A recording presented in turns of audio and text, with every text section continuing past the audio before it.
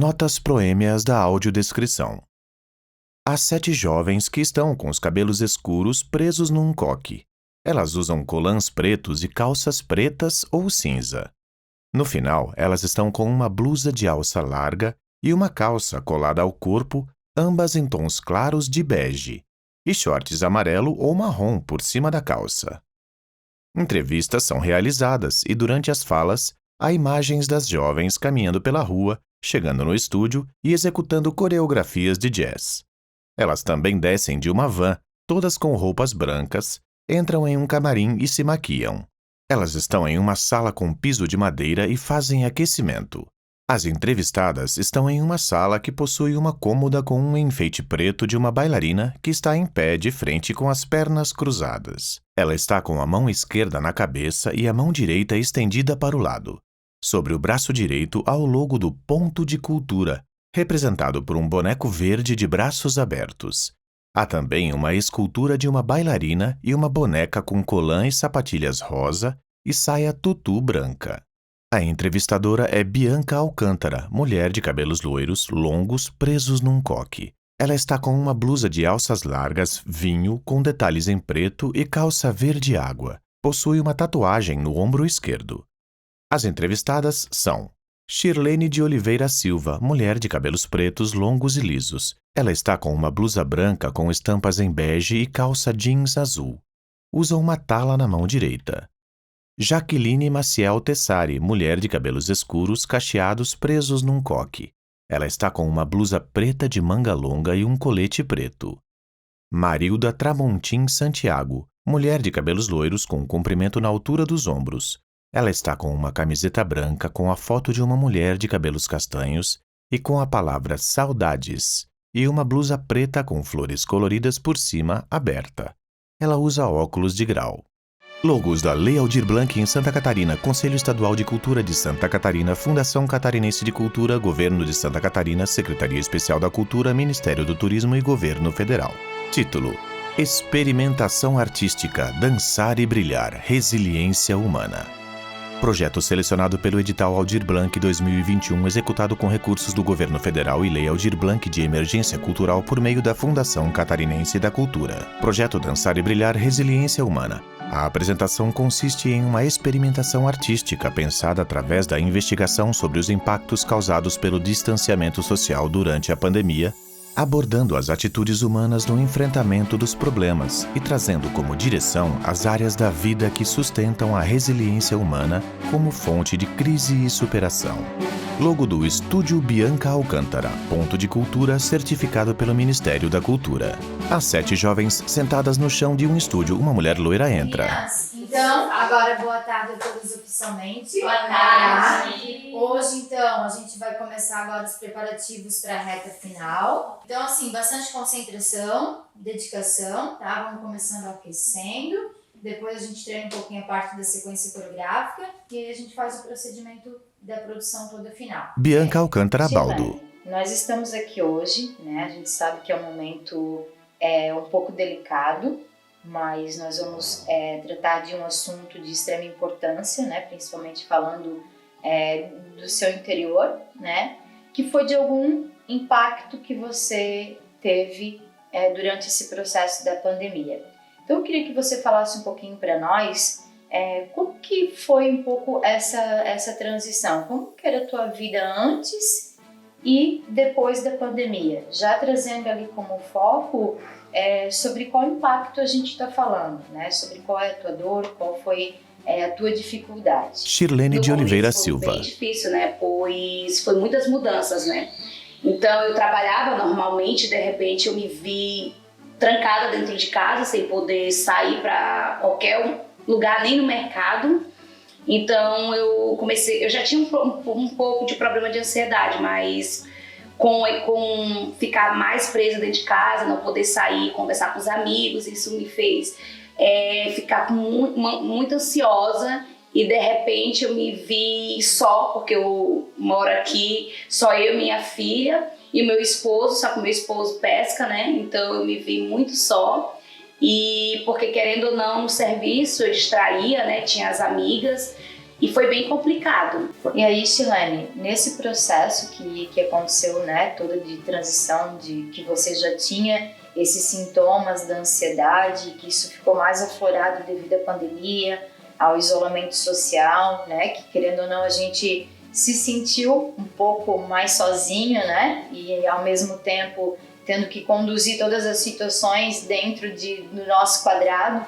Eu queria entender como foi para você esse processo que aconteceu com sua bebê, né? E como você conseguiu lidar, sabendo que você, né, foi mãe durante a pandemia, que você teve o bebê, e aí com esse processo de ansiedade, como que foi esse processo de ser mãe na pandemia? Para mim foi bem difícil, né? Porque eu tenho uma filha já de 18 anos, então depois de 18 anos eu resolvi ser mãe. Então, até nesse ponto já é difícil, né? Porque é muitos anos, né? E com a pandemia ficou mais complicado, pois até para ir no médico era bem difícil, né? Porque aí fechou tudo e eu tive uma gravidez de alto risco, problemas de pressão, aí ansiedade junto, eu sou asmática, então, e querendo ou não, eu tenho 36 anos, isso tudo dificultou, né? No começo foi bem complicado e meu marido também estava longe, então tudo era eu e a minha outra filha, mas a gente foi levando, não foi nada fácil, bem complicado mesmo, e a ansiedade aumentou muito, preocupada também como seria, né, como seria meu parto, porque naquele momento a gente não tinha ideia do que realmente ia acontecer, como seria, para tomar a injeção.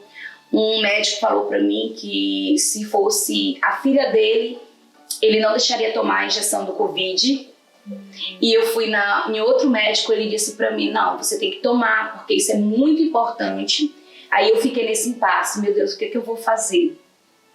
E aí passei ainda uns 3 meses para resolver se eu tomava vacina ou não. E eu digo, não, vou deixar na mão de Deus e vou tomar. E tomei, graças a Deus não senti nada, então... Naquele momento ali era bem difícil, né? Porque a gente não sabia o que fazer. Então foi bem complicado, mas graças a Deus no final deu tudo certo, né? Marilda Tramontim Santiago. Então, antes da pandemia não existia o medo. Existiam outros medos, mas não o medo de tu ir no mercado, ir numa farmácia, mandar um filho para a escola, ou o marido sair para trabalhar, ou o filho trabalhar. Aquilo tudo me deixava muito nervosa. Muito medo que eles se contaminassem. Assim também, deixamos de receber muita visita em casa, né, parentes. Foi tudo muito difícil, porque nós tínhamos muito medo de que acontecesse algo, né? Ela principalmente, minha irmã. Ela era assim muito protetora, ela não queria que fosse ninguém visitar a mãe, porque ela ficava com medo, porque a nossa mãe já é idosa. E acabou que ela mesmo se contaminou, né? Por consequência, o filho pegou no trabalho. E foi tudo muito ligeiro, muito. Em 2 semanas ela já não estava mais aqui com nós, sabe? Foi muito difícil. Jaqueline Maciel Tessari. No momento que eu estava no auge da doença mesmo, vivia medicada, né, então a maior parte passava dormindo. Quando comecei a me restabelecer, e aquela questão de de uma hora para outra, você, querendo ou não, se distancia das pessoas, não tem contato, teus atos diários foram modificados da noite para o dia, mas eu utilizei, como disse, fez um momento muito de reflexão interna. Então, assim, eu utilizei muito da questão da leitura e tudo mais para manter o equilíbrio emocional. E também, a partir do momento que daí eu já estava um pouco melhor, como não tinha condições, e na época as academias estavam fechadas e tudo mais, eu procurava então utilizar o ambiente que nós temos aqui, a orla da praia, para fazer caminhadas. E também procurei a terapia, né? Fui atrás de uma psicóloga e tudo mais para também trazer uma paz interior e tomar uma consciência também do momento que nós estávamos vivendo e a aceitação também que, de forma mitigada, nesse momento, eu teria que cessar alguns procedimentos, né, do dia a dia. Qual foi a sua habilidade em analisar o contexto, o seu entorno? Como você fez, né, porque quando a gente está sofrendo algum impacto, que a gente está tendo essa sensação que a gente também, para a gente é novo, como que você fez para conseguir manter o seu pensamento e analisar aquilo que estava acontecendo também lá fora, né? Porque como a gente tem um problema, uma situação, uma dor, a gente fica centrado naquilo e às vezes a gente não consegue enxergar outras coisas. Qual foi a tua habilidade? O que tu se apegou assim para poder também enxergar as outras coisas que estavam acontecendo ao teu redor? Então, no primeiro momento, a fé, né? Porque, querendo ou não, é algo que não estava sob nosso controle, algo muito inovador. Então, assim, querendo ou não, foi instalado-se um medo generalizado e até mesmo por ter ficado doente, o medo bateu realmente na porta de casa. Então, assim, me ative muito a minha fé e sempre, digamos assim, mantendo a consciência que, até acompanhando o jornal e tudo mais, que tinha as pessoas em situações muito piores que a minha. Tendo a questão do desemprego, de perder familiares, e eu, graças a Deus, mesmo diante da doença, me restabeleci, né? Não tive problema com o meu emprego e tudo mais. Então, eu sempre procurei avaliar assim, a situação do outro lá fora, estava muito pior que a minha, do que eu estava vivenciando, e me ative muito a minha fé. Marilda. Então, ela era a mais velha de nós, né? Nós éramos 7. Ela sempre foi a mais protetora, ela tem 10 anos de diferença de mim, sou a mais nova da família. E ela sempre foi muito protetora dos irmãos, assim, sabe? E tudo que ela podia fazer para ajudar, ela fazia. E ela também foi uma guerreira, porque ela ficou viúva muito cedo e criou aquele filho sozinha, né? Tudo muito difícil, mas ela protegia muito nós, a mãe, os sobrinhos, a minha neta. Ela tinha assim, um amor muito grande. Foi muito difícil perder ela, ainda. Porque eu ainda não consegui superar. A minha dor é assim, meu luto é um pouquinho todo dia, né? Todo dia eu tenho que tirar um tempo para aquilo, porque eu tenho muita ocupação, então eu tiro um tempinho para o meu luto. Tipo à noite, alguma coisa assim, porque é bem difícil assim de superar. Então, até onde nós sabíamos, não, ela não tinha nada. Assim, ela ia fazer 60 anos, muito ansiosa para tomar a primeira dose, que não chegava nunca, faltava um mês para ela tomar. E no dia 13 de maio, infelizmente, ela partiu. Eu acho que ela não tinha nada, mas até nós conversávamos assim, vai que a gente tem algum problema de saúde e não sabe. Eu acho que ela devia de ter algum problema respiratório, porque o que levou ela mesmo foi uma parada respiratória, né? Eu acho que ela ficou muito... Acho não, tenho certeza. É isso que me tira o sono, sabe, Bianca? Assim, à noite eu penso que ela deve ter ficado tão nervosa no momento de ser entubada que ela não resistiu. Eu tenho certeza, porque ela falava para mim que morria de medo, ela ficava tão chocada quando uma pessoa, um vizinho, um amigo morria disso, sabe? Ela ficava muito assustada. E ela era muito assustada, assim. Eu acho que deve ter... Acho não, tenho certeza, foi muito difícil para ela. Talvez esse foi o problema, mas assim, se ela era uma mulher de saúde, ela toda a vida trabalhou, criou filho, ela era artesã, tinha uma mão perfeita para fazer trabalhos manuais. E eu acho que foi isso, foi fumante, só que não aquela fumante tão ativa assim, né? Já tinha deixado, enfim. E com todas essas dificuldades, né, que você enfrentou no caminho, como que você fez para manter o autocontrole? Porque às vezes o nosso nervosismo, né, a gente acaba passando isso para as outras pessoas da nossa casa, da nossa família.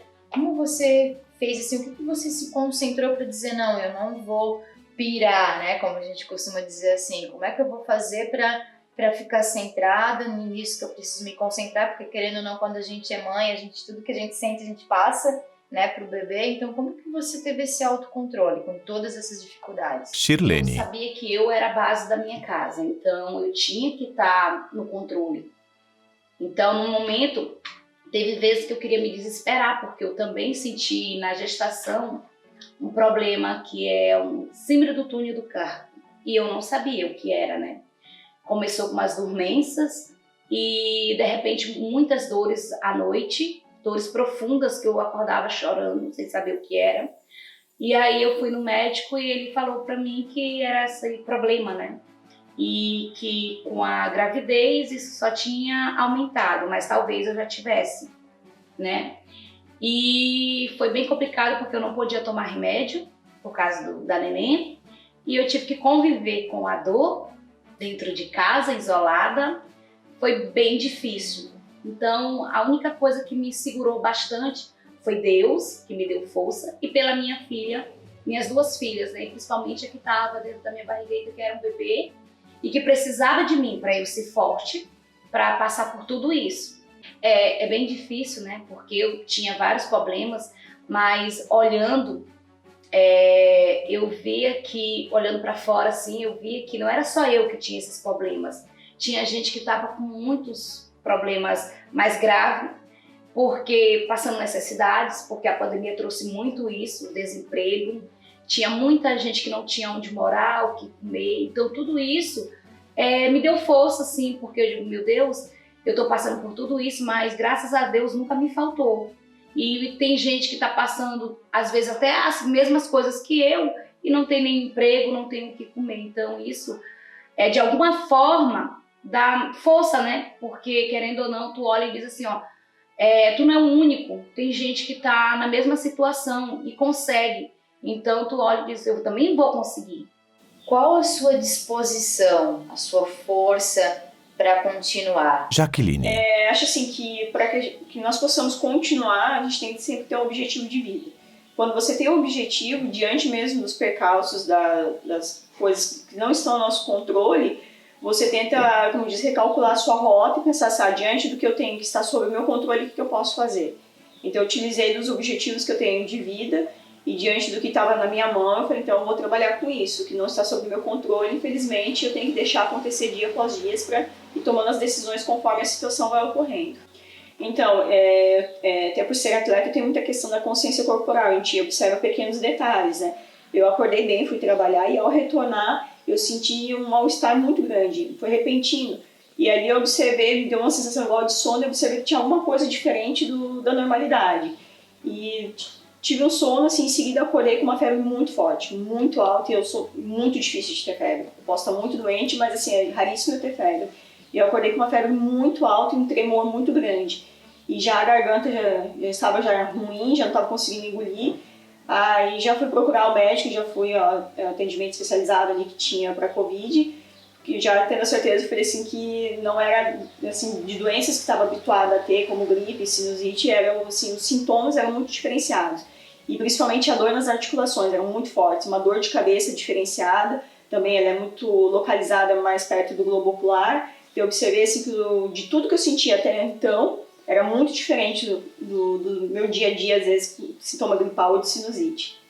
E no meio de tudo isso que você viveu e sentiu, principalmente na pele, né, com o Covid, com a doença, como você fez para compartilhar energias positivas com o outro, com as pessoas, a sua família, com quem estava ao seu redor? Qual foi o teu pensamento de transmitir a segurança para essas pessoas? Então, na verdade, em casa somos só eu e minha irmã. Na verdade, a gente não mora junto, mas nós temos mais contato, só somos eu e minha irmã. E por ela ser mais nova, então a gente tem aquela sensação de proteção com o mais novo. Então eu sempre tinha consciência, eu não posso deixar ela, né? Então eu sempre aquela questão assim, eu tenho que, mesmo diante de todos os percalços da doença, todos os sintomas, eu tenho que me manter forte para passar segurança para ela também. Porque ela está acostumada sempre eu ser a mais forte, a mais proativa. Então a partir do momento que eu demonstrar algo diferente, eu vou abalar muito mais ela, trazer insegurança para ela. E como eu sempre procurava me ater ao seguinte, tem pessoas vivenciando uma situação muito pior que a minha, pessoas que estão internadas, pessoas que estão perdendo parentes. Falei, eu mesmo diante de todos os efeitos, terem sido efeitos, assim, sintomas muito fortes, mas ainda fiquei em casa. Falei assim, querendo ou não, a tua casa, ela te traz maior segurança e a sensação que você vai se restabelecer muito mais rápido do que quem está no ambiente hospitalar. Shirlene, qual é o sentido da vida? Ou seja, qual é a sua razão de viver? Uma jovem de cabelos pretos longos e lisos entra com uma bebê no colo e a entrega para Shirlene. Tá aqui. A minha família é a razão. Sem eles eu acho que eu não seria nada. Meu Deus, eu agradeço a Deus todos os dias pela vida delas e principalmente pela Chayane, que para mim é a alegria da minha casa. Então, primeiramente Deus, né? Marilda. E a minha família. Meus filhos, que são tudo para mim. Minha neta agora, né? E minha nora, que como eu disse, eu já adotei ela como filha. E a minha mãe e meus irmãos. São o sentido da minha vida. Porque tudo que eu faço é pensando neles, é o melhor para eles. E tenho certeza que eles também são assim comigo, sabe? Sempre no pensamento, igual ela era protetora, eu tô fazendo a mesma coisa, sempre fiz, aliás, né? Aprendi com ela também.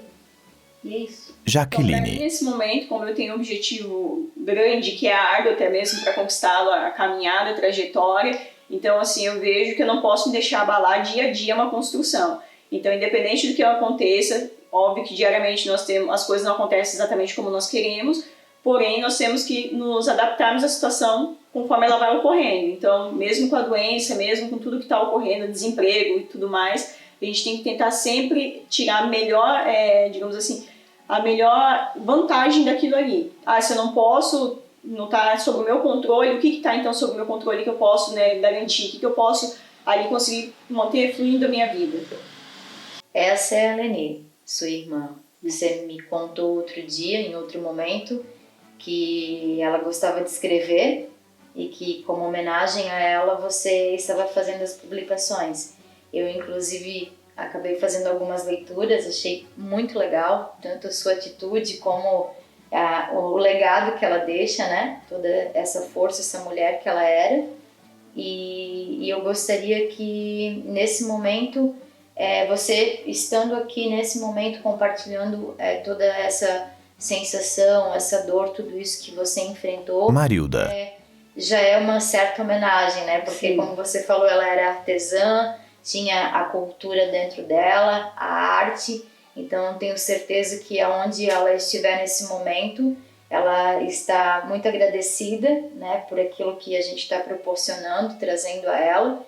Então, gostaria de agradecer você por ter compartilhado conosco esse momento que eu sei que é tão delicado para você ainda, né? Que é diário, que é um processo que a gente sabe que dificilmente se reconstrói, porque são pessoas que a gente ama, né? Que estão conosco. Então, parabéns pela mulher resiliente que você é, por tudo que você passou, e muito obrigada. Então, Bianca, eu que agradeço por essa oportunidade. E eu até comentei com meu marido, né, que eu ia vir aqui para provar que ela não é só mais um número nessa pandemia, né, porque acabou que ficou tipo normal, né, os números, né, das pessoas partindo, e toda a vida tem seu valor, né, então eu vim mesmo para fazer uma homenagem para ela, porque ela merece muito. Vou continuar escrevendo as publicações dela, que ela tem um caderno de muitos pensamentos, e vou cuidar do filho dela, no que eu puder, vou sempre apoiar, nunca vou virar as costas para ele. E é isso, só tenho a agradecer mesmo a irmã maravilhosa que ela foi, sempre cuidou de mim, dos meus irmãos, do pai, da mãe. O Covid, eu considero assim muito traiçoeiro, porque ele tira teu familiar e leva para um lugar onde tu não possa estar com ele, entendeu? É difícil ver ele por uma chamada de vídeo, pelo um áudio do médico, e tu não poder lá estar dando teu apoio, porque ela sempre me deu apoio. Então eu queria estar lá, eu queria estar lá com ela, mas não dava. Então é muito difícil. Shirlene. O que eu posso deixar de mensagem para todos é: não desistam. A gente entra num túnel escuro, mas sempre lá no final dele tem uma luz. Ter fé, coragem, determinação vai ajudar bastante a todos. Eu acredito que no mundo que a gente vive, se a gente não tiver força, a gente não consegue sobreviver. Então, basta acreditar que uma hora tudo vai passar, sempre vai ter o amanhã. É só acreditar, né? É o que eu acreditei e deu certo. Em uma roda com um grupo de jovens e as entrevistadas, Nesse momento agora, nessa reta final. Eu levo dessa experimentação a bailarina Emily de Souza Caldeira. A gente se pôs muito no lugar do outro. E é o que está em falta nesse mundo atual, assim, a gente não se coloca no lugar do outro. E eu acho que a mensagem que eu deixo é realmente, acho que se apegar em Deus é a melhor forma, assim, ter muita fé. A família também, muito presente, eu acho. Pra mim é ter empatia. A bailarina Manuela Aparecida Saber. Uma coisa que eu não fazia muito, então eu aprendi muito isso aqui. E o que eu deixo mensagem é para as pessoas serem fortes, que normalmente, como a Lê disse, acontece muita coisa e a gente fica desesperado e sempre quer desistir. Então, ser forte como elas é o que tem que ser feito, sempre. Eu quero Emily. agradecer mesmo a professora Bianca e o professor Ricardo por essa oportunidade, que é muito incrível, eu acho, que fazer o que a gente faz, assim, levar para os outros o que essa pandemia afetou, eu acho que vai ser muito forte, vai ser muito importante. E agradecer elas também pela entrevista e falar que vocês foram muito fortes, ao ponto de falar a maior dor de vocês, sabe? Colocar pra fora aí é muito, muito bom e muito importante. Parabéns, de verdade. Todos Marilda. os parabéns a Bianca e Ricardo pelo trabalho, né? Por trazer jovens, né? Para o mundo das artes. E é isso, muita emoção mesmo, muito grata mesmo. Muita gratidão. Eu acho que a palavra certa é a empatia. Shirlene. Sempre pensar no outro lado, né? Não só no seu, né? E o resto é gratidão. Foi lindo, foi maravilhoso ver vocês dançar. E estou bem feliz. E é aquele negócio, seguir em frente que tudo vai dar certo. É Bianca. um grande orgulho de uma companhia resiliente, né? Porque a gente sabe da dedicação do dia a dia. O projeto ele saiu em dezembro e a gente praticamente teve que fazer todo um trabalho técnico que exige, né? Vocês também de alguma forma sofreram impactos, né, na pandemia. Então hoje vocês estão de parabéns, tá? E é isso que eu levo, uma grande equipe e um trabalho fantástico pela frente aí, porque hoje é o início de muitos outros e a mensagem que eu deixo é: sejam resilientes. É isso aí.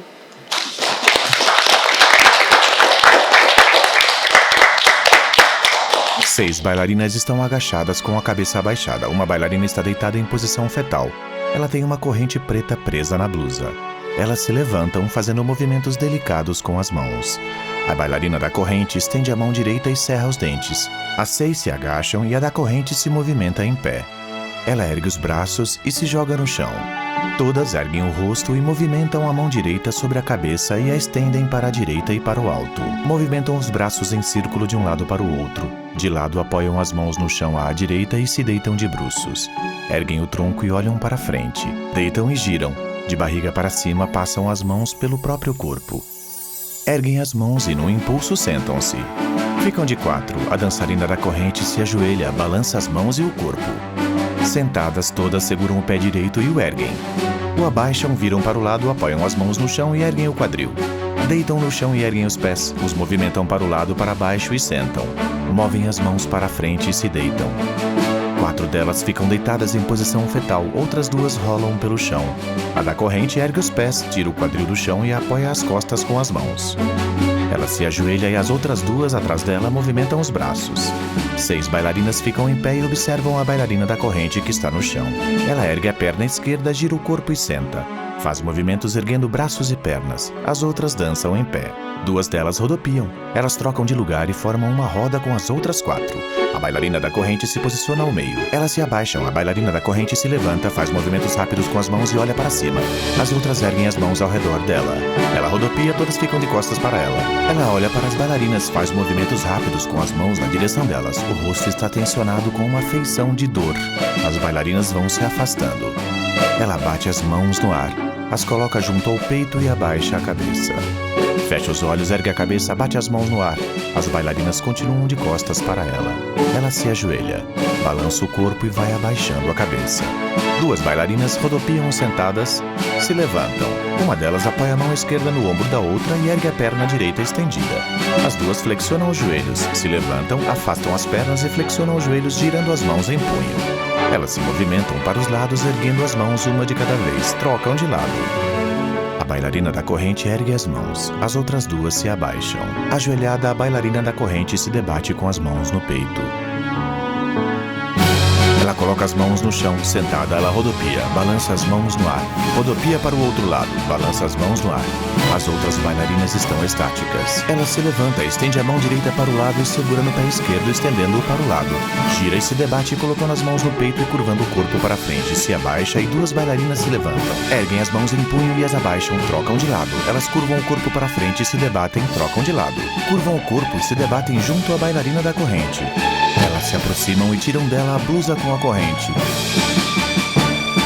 As bailarinas caem. A bailarina da corrente se ergue e respira fundo. Ela olha para as duas bailarinas e caminha em círculos devagar. Se agacha, olha para frente e se levanta. Vira para o lado esquerdo, olha para frente. Ergue os braços, curva o corpo para frente, coloca as mãos no chão e ergue a perna direita para trás. Todas as bailarinas se levantam, a da corrente caminha, as outras fazem movimentos delicados com as mãos. As 6 bailarinas sentam-se no chão. A bailarina da corrente abre espacate na frente delas, junta as pernas e olha para trás. As 6 bailarinas caem no chão com uma das mãos estendida e as pernas flexionadas. Tela preta. Se lê: Projeto de experimentação artística Dançar e Brilhar Resiliência Humana. Créditos finais. Proponente Bianca Alcântara Baldo. Realização Lei Aldir Blanc em Santa Catarina. Conselho Estadual de Cultura Santa Catarina. Fundação Catarinense de Cultura. Governo de Santa Catarina. Secretaria Especial da Cultura. Ministério do Turismo. Governo Federal. Estúdio Bianca Alcântara. Coreógrafa Bianca Alcântara Baldo.